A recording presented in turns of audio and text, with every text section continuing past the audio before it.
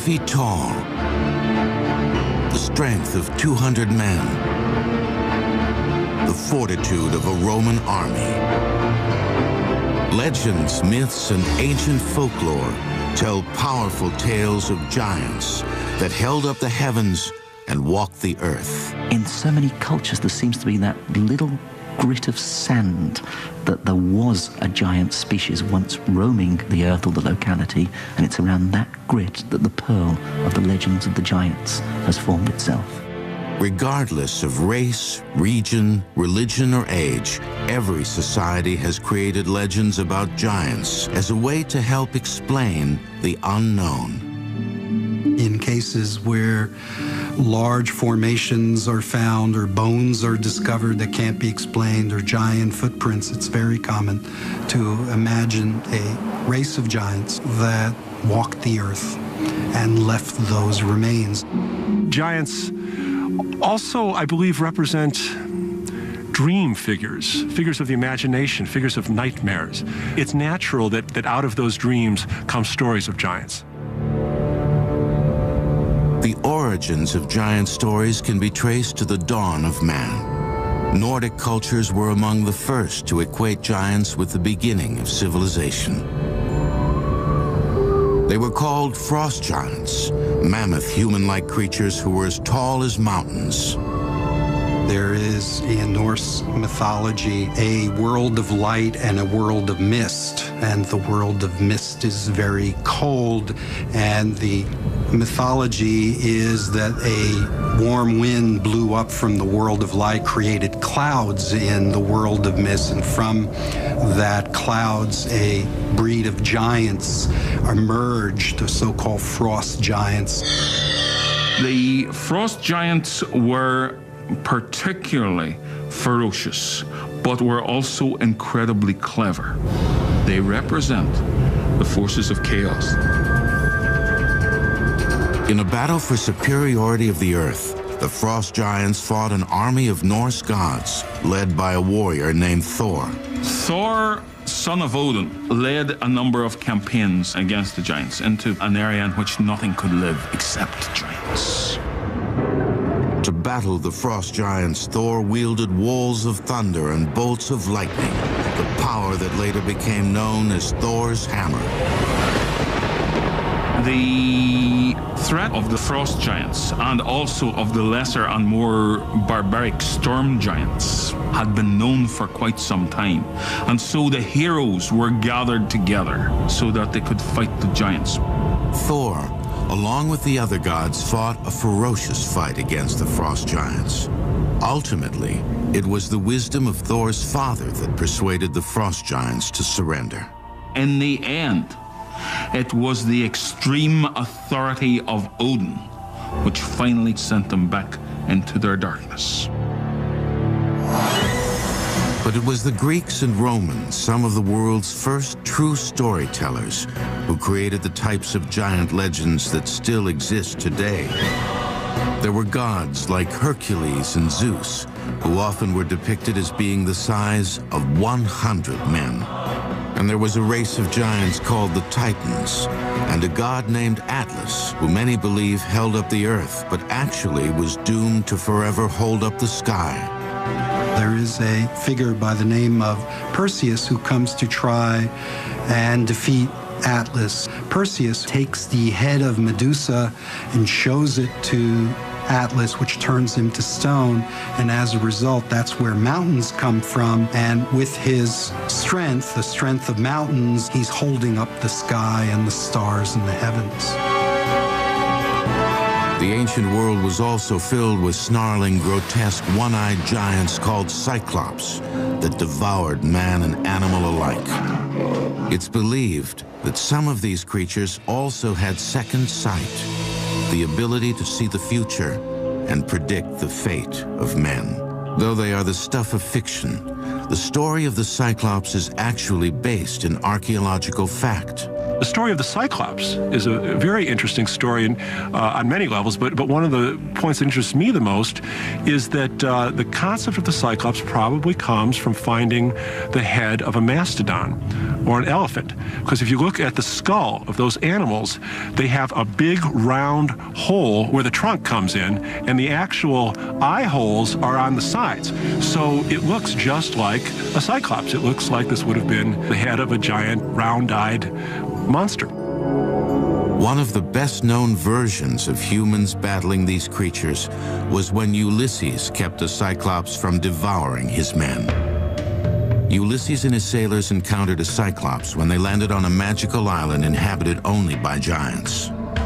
The men were trapped in a cave blocked with a huge rock that only the Cyclops could remove. The Cyclops has sheep, which he eats, and herds, and every day he goes out with the herd. At that point, Ulysses and his men figure that they will take wine and try to get the Cyclops to sleep, and then take a huge stick and try to gouge the eye out. And so they sneak under the sheep's belly, and the Cyclops is trying to feel around for them, but only feels the top, and they're able to escape. And so the triumph of the civilized man over the great barbaric pagan, no matter about the strength, brain over brawn, is evident from the story. Most early cultures, especially religions like Christianity, used stories of giants to accentuate their message. These were the pagans who had to be defeated. So they gave them attributes like monstrous strength, destruction of property, even down to eating human flesh, especially that of children. And this put them beyond the pale. Giants were the last vestiges of the old pagan religion, which had to be destroyed. Perhaps the most famous story depicting sheer courage against overwhelming odds comes from the Bible's book of Samuel. It's a story about a young shepherd boy named David who was willing to pit his limited skill and strength against the champion of the Philistines, Goliath. David and Goliath story actually for me is one of my childhood. It was part of our culture that we should have this image of some intelligent, small, underprivileged person who is going to go right out there and help everybody else to understand how to overcome adversity. At this time, the Israelites were in a pitched battle with their archenemy, the Philistines. It said the Philistines had a legion of giant warriors, and the leader of these behemoths was a towering, evil killer named Goliath. Goliath is described as being 6 cubits and a span in height, which translates to about 9 feet 9 inches. Now, in earlier texts, including the texts found among the Dead Sea Scrolls, it's 4 cubits and a span, which would translate to be 6 feet 9 inches. So I believe that Goliath was indeed a Philistine warrior, and at that time, a warrior who was 6 feet 9 inches would indeed be a giant, certainly towering over the shepherd boy. Each day he would come down to the river and challenge the Israelite army to come and send out a champion who would fight him. The prophet Samuel said that Goliath could be defeated and that he would be defeated by a boy. David volunteered to take on Goliath, armed only with his slingshot. It was a skill he had honed as a boy, protecting his flocks from roaming packs of wolves. It was a simple weapon he would take into battle. The giant, in an arrogant moment, says, "Why have you sent this shepherd boy? I will eat him alive, and I will throw his carcass to the sheep." David took his sling and a few well-rounded pebbles. He swung and fired a stone, which caught Goliath in the middle of the head. It was enough to kill Goliath. In a final act of defiant victory, David placed his foot on Goliath's lifeless body and cut off his head The victory so shocked the Philistines that they fled in disbelief that a mere shepherd boy could wield such a blow. It serves to demonstrate the victory of the children of God over the forces of paganism, and the forces of paganism embodied in a massive man, Goliath. The story also illustrates how the image of a giant can be used as a moral lesson to show how the meek can defeat seemingly insurmountable odds. We have here a story for people to gain courage from those, even though you might look the weakest, is to use your intellect, to use your courage, and to use a sense of pride to go forward and to take it on. At the heart of the David and Goliath story is the idea that it doesn't matter how big you are on the outside, it matters how big you are on the inside. And David was huge inside. He had a heart of courage, and he alone was not afraid to fight Goliath. There's another aspect that follows through of the popularity of this being told from parents to children, and that is that David, as the young, unpromising hero who's crude and inexperienced, is akin to children, and this is a coming-of-age moment proving himself and his manhood. Giant stories are plentiful in the Bible, and many times giants are seen as heroes, as in the case of St. Christopher, who once helped the Christ child cross a river. St. Christopher put the child on his back and started to cross the river. But as he was going through the river became deeper, the child became heavier, and the river became wider. Then, as all of these tribulations started to take part, he then decided, I can't allow a child to fall. I must carry on. So he carried on until at last he came to the other side, and the child became the vision of Christ. But giants were not just relegated to the land of morality tales in ancient religions. Over time, legends of giants grew to impact the culture of an entire nation. When the Celts arrived on these shores, they found the standing stones, the burial chambers, and they were so great that the Celtic imagination, the Celtic storytelling tradition, came to see that these must have been built by giants. You're watching Giants, Friend or Foe, on the History Channel. If there is one place on Earth that can lay claim to being the true land of giants, it is the British Isles. Celtic culture and history are filled with hundreds of references to the giant kind, both friend and foe. On a rolling field of yellow grass 2 hours southwest of London, multi-ton boulders make up an archaeological site of gargantuan importance. Stonehenge.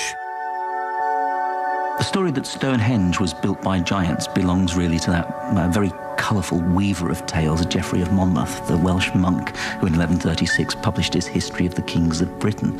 According to Geoffrey of Monmouth, Stonehenge was originally in Ireland, and Uther Pendragon, the father of King Arthur, ordered Merlin to bring the stones from Ireland to Stonehenge to mark a burial place of several local chieftains and princes.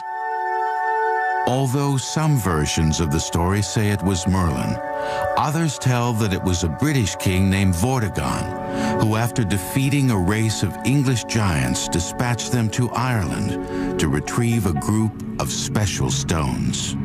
Off they went, and across the sea, they carried the great stones back. These were erected on Salisbury Plain by command of Vortigern himself, who said that Stonehenge would serve ever after as a marker to those brave followers of his who had died fighting the giant kind. And there it remains to this day. The last of this race of giants who are credited with building Stonehenge are Gog and Magog. The legend says they were defeated by the Romans and brought to England to protect the city of London. Today, statues of Gog and Magog still have a place of prominence in the old city's government building, the Guildhall. The statue statues themselves have a storied past. They were destroyed during the Great Fire of London in 1666. They were rebuilt but destroyed again in 1940 during the German blitzkrieg of the city. In 1953, they were built a third time and given a place of honor high above the floor in the building's Great Hall, though it is questionable whether most Britons know who they are. Many who visit the Guildhall probably look up at the two statues and just wonder who on earth these two characters are, little realizing perhaps that these were amongst the original inhabitants of this island, so legend claims. The majority of English giant stories are found not in the bustle of London, but in the picturesque, antiquated villages that dot the British countryside. The town of Cernobos is a good example. Founded in 987, it remained a thriving community until the mid-16th century when its abbey closed and the village fell into disrepair. In about the 17 and 1800s, it took on a new lease of life because the water here was very pure. And suddenly Cern found itself as a center of a major brewing industry in the south. And in fact, its beer not only was sort of pushed around all over this country, but I'm told it was also exported to the West Indies and the Americas. Today, it is a picture postcard town, attracting tourists from around the world who want to see centuries-old pubs and restaurants, and arguably England's largest giant. One of the many tales portrays the giant as an invading Danish monster who came across the sea and after a day of pillaging, fell asleep on a hillside. The locals living in the area proceeded to cut off his head. To warn other giants to stay away, they made an enormous chalk outline of their fallen prey.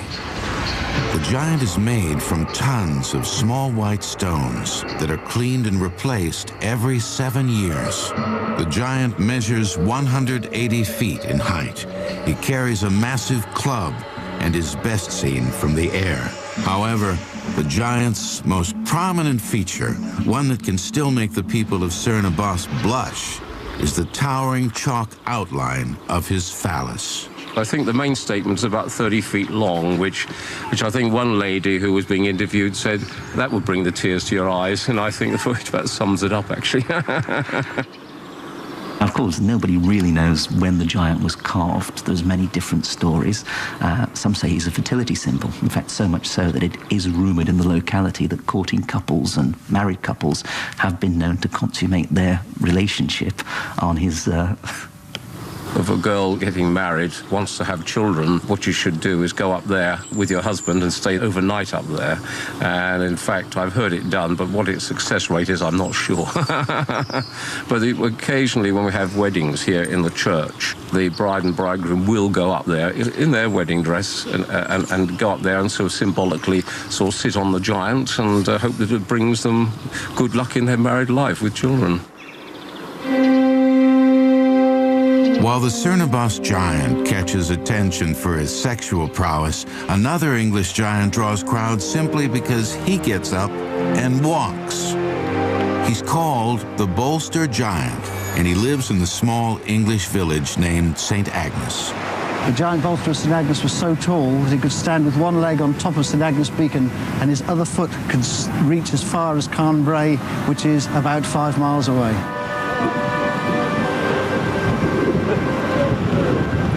Every May, the people of the town bring out the effigy of the giant and parade him along the towering cliffs above the sea, a place where the locals say they see the face of the giant on the side of mountains. Legend has it that along these cliffs, the giant met and fell in love with the beautiful and devout St. Agnes. Now, the fact that the giant had a wife mattered not, because giants were considered to be incredibly lustful. That was one of their attributes. And so he became infatuated with the blessed St. Agnes and asked her to marry him, or asked her to live with him in any case. Now, she, being a virtuous Christian lady, refused, but the giant was nothing if not persistent. And so he tormented her daily, sending her gifts of dead animals. I could think of better gifts, but remember that this is a rather stupid giant.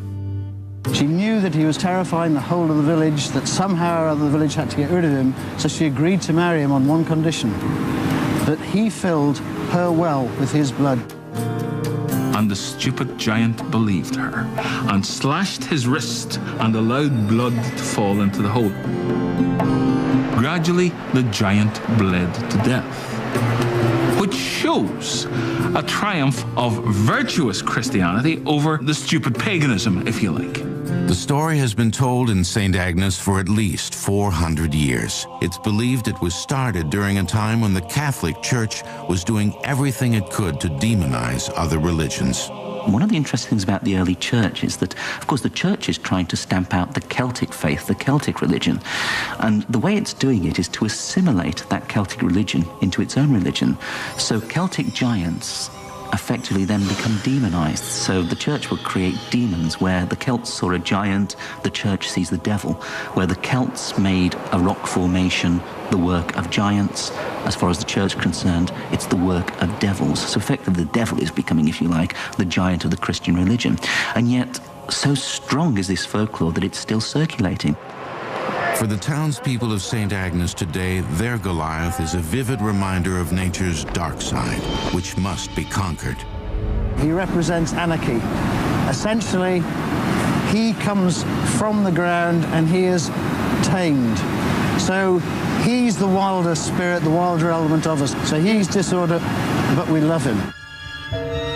The Bolster giant is well known along the shores of Cornwall, but his notorious antics pale in comparison to another nearby giant named Cormoran. Cormoran, the ferocious giant, used to live on the mount, and each night he would come striding across the bay to pillage and plunder the local households. He would kill the cattle, kill the sheep, rob the crops. He was the terror of the neighborhood. Legend says Cormoran's reign of terror continued until one boy decided he'd had enough. You're watching Giants, Friend or Foe, on the History Channel. Along the rocky shores of Western England, in the seaside towns of Cornwall, the world's most famous giant stories were born. This is the land that spawned the sagas known as Jack the Giant Killer and Jack and the Beanstalk. As with most folklore, the tales were attempts by locals to make sense of their world by creating stories of danger, morality, and religious symbolism. Talking about Jack the Giant Killer, there are actually many traditions that come together. There is a reference to biblical legend with David using trickery to outwit the giant, and you see this in the Jack the Giant Killer. There's also this idea of the young lad, the name Jack from nursery rhymes, Jack and Jill. Many folklorists assert it comes from the idea of Jack being a youthful figure. The stories also tried to make sense of the area's raw natural beauty and physical hazards. The most spectacular feature of the region is a craggy speck of land, less than a mile out to sea, called St. Michael's Mount. Well, we're in the southwest of the country. We're in Cornwall, the magical land of giants, on a boulder-strewn shoreline, standing next to the causeway that leads to the magical St. Michael's Mount. It truly puts it into perspective, for as you can see, it would take a giant of a man to be able to stride from the island onto the mainland. Even today, just getting to the mount can be treacherous. Ocean tides play tricks with visitors, quickly and quietly swallowing the stone path that connects the island with the mainland. When the tide's in, you'd have to be a giant to get over there. It's said that St. Michael's Mount was built by a giant named Cormoran, who entrusted his wife Cormelia to build it with the finest white quartz rock she could find. Cornelia got exhausted with this daily trek to find these perfect stones, and one day as she trekked out, found a piece of ordinary green stone and thought that would do. So come striding back towards the island she did, and Cormoran, seeing her approach with an inferior product, was so angered he stepped out of the bay and gave her a hefty kick, causing her to drop the rock here on the approach to the causeway. It's said that 600 years ago, people were tormented by the ruthless Cormoran, who, along with his brothers, lived in the towering castle on the mount. Cormoran was the bane of the territory. He'd wade across to the mainland every night. He would kill cattle, sheep. He would take the produce from the farms and then go back to his rocky lair on St. Michael's Mount. One day, a teenage farm boy decided he and his family had been terrorized enough. If the town's leaders could not kill the giant, he would. The boy's name was Jack. There are several versions of how Jack attacked the giant. One story has him hiding in Cormoran's shoe and riding back to the castle to discover the treasure trove of riches the giant and his brothers had amassed. It was rumored that the giants were incredibly wealthy. Being long-lived and incredibly old, they had amassed great fortunes through their wickedness and paganism. This was lying in the vaults of their castle, and Jack was determined to see what was in there. After the giants fell asleep, Jack crawled out of Cormoran's shoe and moved up the giant's shirt. The giant stirred, and he said, "Who is climbing inside my shirt?" To which Jack replied, "Go back to sleep, it is only a fly crossing your chest." And the giant lay back and closed his eyes. Jack produced a large knife and cut the giant's throat.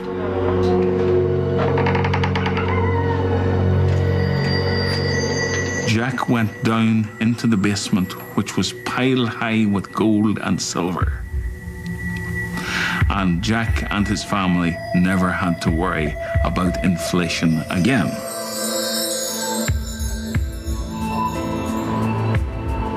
Another version of the story has Jack brave the frigid North Atlantic waters and swim to St. Michael's Mount. He then dug a pit large enough to trap the giant. At this point, Jack the Giant Killer blew his horn and roused the sleeping Titan. And Cormoran looked to see who it was that had disturbed his slumber and saw Jack standing on the other side of the deep pit. So he utters to Jack the threat, "You saucy villain, how dare you disturb my rest? I shall broil thee for my breakfast." And so saying, he races at Jack and tumbles headlong into the deep pit. Jack then picks up his pickaxe and embeds it deep into Cormoran's skull and kills him outright. When the villagers heard the youth had killed Cormoran, they dubbed their hero with a title, Jack the Giant Killer.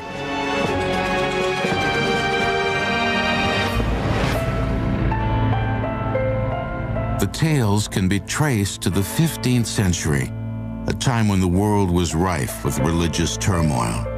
Once again, stories of evil, immoral, pagan-like giants helped church leaders cast a shadow of wickedness on those who opposed them. But young Jack's exploits did not end with his victory at St. Michael's Mount. Storytellers of the time put his character to good use.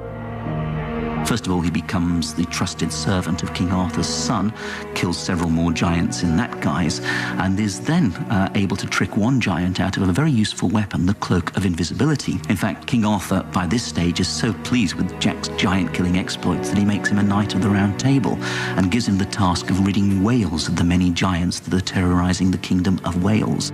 Jack was given the task of killing a particularly nasty, two-headed giant named Thundel. Thundel might not be able to see Jack thanks to Jack wearing the Cloak of Invisibility, but he can certainly smell him, and thus it is from his lips are first issued perhaps what is the best-known utterance of the entire saga.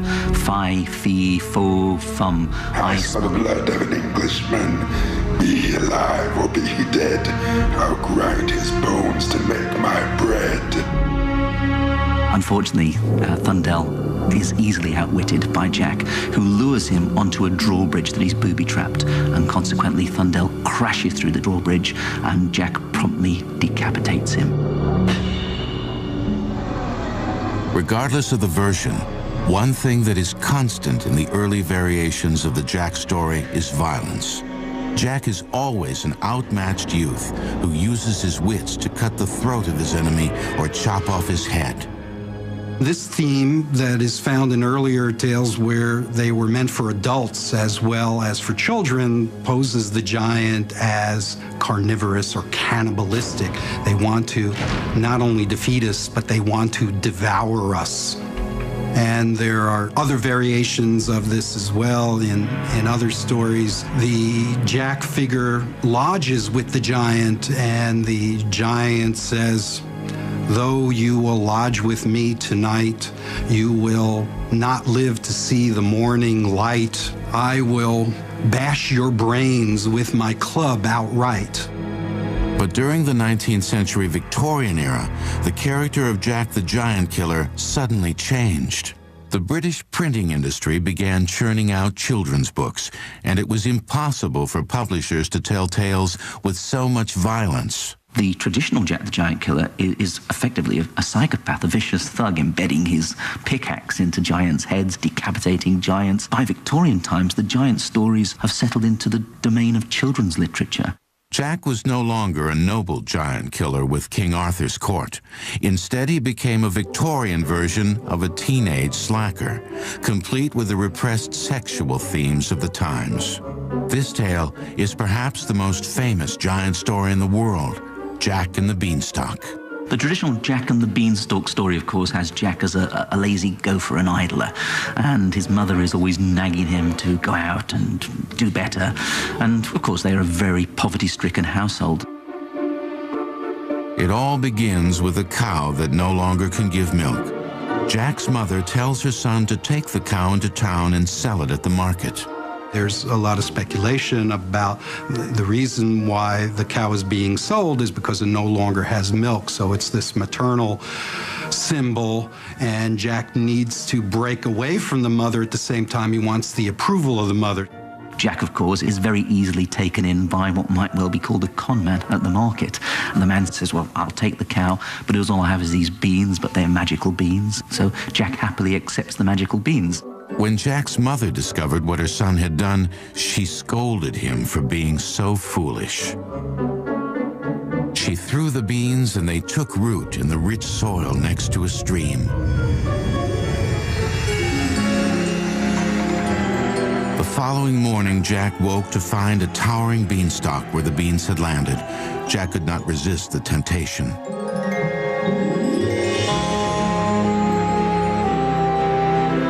The great psychologist Bruno Bettelheim, in his book, The Uses of Enchantment, offers a very detailed and elaborate what I would call a Freudian analysis of the story, emphasizing the idea that it's about a boy breaking away from his mother and moving into sexuality as an adult male. And of course, the concept is the cow no longer gives the milk. You know, the mother doesn't give the milk. The boy has these erotic dreams. He wakes up and finds this phallic beanstalk climbing to the sky. Cautiously, Jack climbed the stalk's gnarly trunk into the clouds, where he found the kingdom of a giant.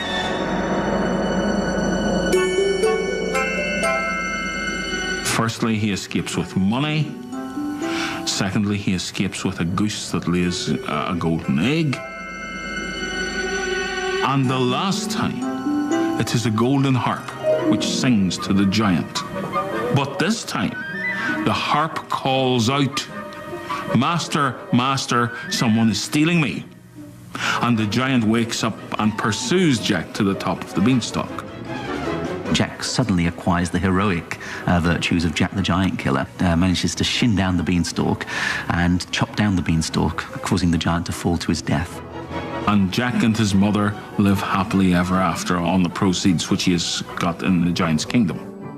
Since the mother is often portrayed as a widow and Jack is an only child, this giant is in fact a kind of father figure who he also needs to defeat to exact his revenge. Sometimes actually in the story, it will be announced that the giant was the murderer of his real father. So there's a double conflict that's going on. So one of the moral justifications for stealing is to exact revenge. Well, the beanstalk is only the added part to the story, where he goes because his family are in adversity, and he goes and gets great wealth by defeating a giant. And what could be a better story for a child? Overcoming adversity and keep going, keep at it, and in the end you'll be successful. I think there's also a simpler, even deeper meaning to the story, and that goes back to a basic human desire to climb to the heavens and discover great beings. Created on the British Isle, Jack and the Beanstalk remains one of the most famous giant stories of all time. But on a nearby shore, a tall tale of another renowned giant remains an important part of Irish heritage, the legend of Finn McCool. They said he was as strong as a lion. When he was in bad temper, he stamped his feet and you had an earthquake around the whole of Ireland. But it's the question of how this unusual formation of rocks on the edge of the North Atlantic was created that has the Irish asking, could it have been built by their beloved giant, Finn McCool? You're watching Giants, Friend or Foe, on the History Channel. Since the beginning of time, people have struggled to find ways to explain the creation of massive, larger-than-life natural phenomenon. Before the benefit of modern science, the answer most often agreed upon could be summed up in one word: giants. When early men began to view great boulders, great stones, great circles, which had been left either by previous peoples or by glacial action, they began to wonder how these sort of things could have come about. The answer for them, as a means of explanation, was that they could only have been carried there by giants. Giants are so often associated with rocks and mountains. It's easy to look up at the mountains around us and imagine that these are giants who have been frozen in time for some reason, whether they're evil, whether it's magic, or whether they're just the remains of the old ones who once walked the earth. But in the mystical land of Ireland, giants are not just relegated to the realm of simplistic folklore. One of the best-known Irish giant stories was written during a time of British domination over the Emerald Isle in the early 18th century by a young man studying to be a cleric. The author's name was Jonathan Swift. The story he wrote was Gulliver's Travels. Gulliver's Travels is actually a satire in which a giant appears. The giant is, of course, Lemuel Gulliver, who is an ordinary seaman, who is shipwrecked on the shores of a country of pygmies. The country is Lilliput. Finding Gulliver on their shores, they are immediately taken with his size. There are all kinds of escapades that are involved where Gulliver ends up having to help the Lilliputans. One of the ones that I think people tend to remember is where there's a great palace fire and Gulliver ends up urinating on the palace in order to save it and therefore bond himself to the Lilliputans. And there's this uneasy relationship with him as benefactor, as well as the same time being treated as a kind of king, which he doesn't want to be.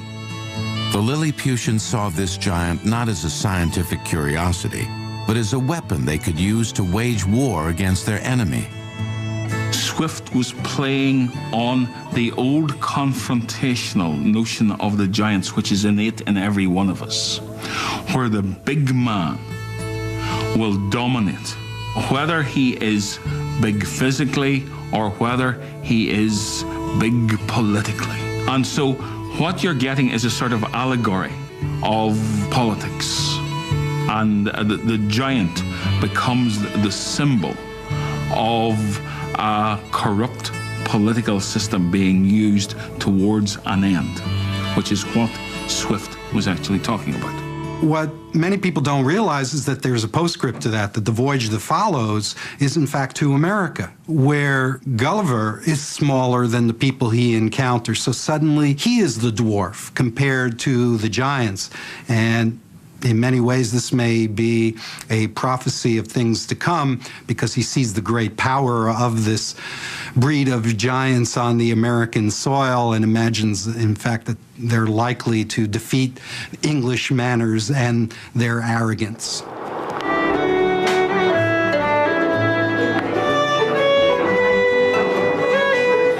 Along the coast of Northern Ireland, near the town of Bushmills, folk musicians fill the pubs with the soundtrack of storytelling tradition.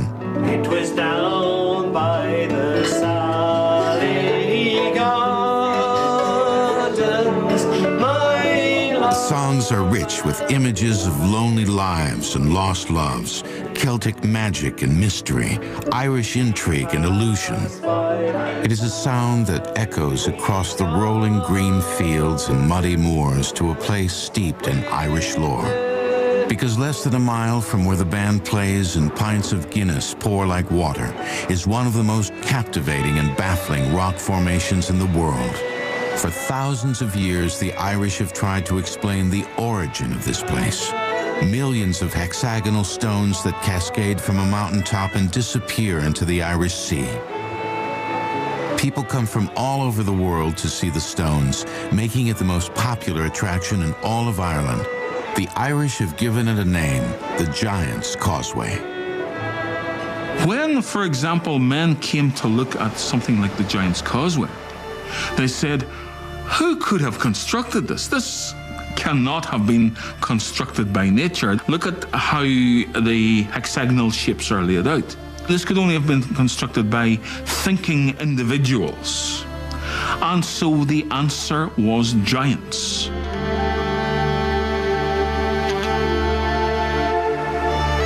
The scientific explanation is the stones at the Giant's Causeway were made by a volcanic eruption millions of years ago. When the hot lava was quickly cooled in the frigid seawater, the unique shape of the stones was formed. The causeway was the perfect place for the imaginations of early Irish storytellers to take flight.